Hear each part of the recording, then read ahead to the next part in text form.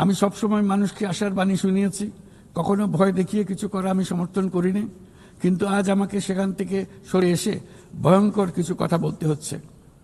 আজ আমি সতর্ক করছি, চরম জাতীয়তাবাদ, অন্যের ক্ষতি হয় এমন ভূ রাজনীতি এবং অন্যের দুর্ভোগ ও পীড়নের প্রতি ঔদাসীন্য বহু দশকের পরিশ্রমে আমরা যে অগ্রগতি অর্জন করেছি তা ধ্বংস করে দিচ্ছে।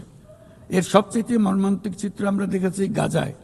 শিশুরা না খেয়ে অকাল মৃত্যুবরণ করছে, বেসামরিক জনগোষ্ঠীকে নির্বিচারে হত্যা করছে, হাসপাতাল, স্কুল সহ একটা গোটা জনপদ নিশ্চিহ্ন করে দিচ্ছে।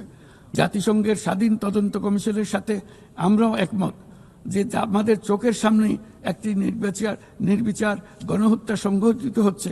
আমাদের দুর্ভাগ্য যে মানব জাতির পক্ষ থেকে এর অবসানে আমরা সর্বোচ্চ চেষ্টা করছি না এখনো। এই অবস্থা চলতে থাকলে ভবিষ্যৎ প্রজন্ম ও ইতিহাস আমাদেরকে ক্ষমা করবে না।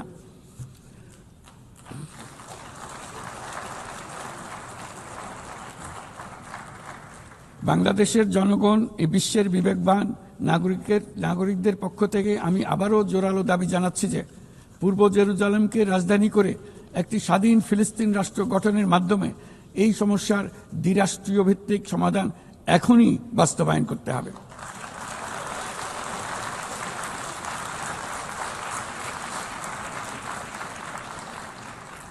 শুধুমাত্র 1967 সালের পূর্বের সীমারেখার ভিত্তিতে, যেখানে ইসরায়েল ও ফিলিস্তিনের শান্তিপূর্ণ সহাবস্থানে থাকবে, তখনই ন্যায় বিচার সম্পূর্ণভাবে কার্যকর হবে।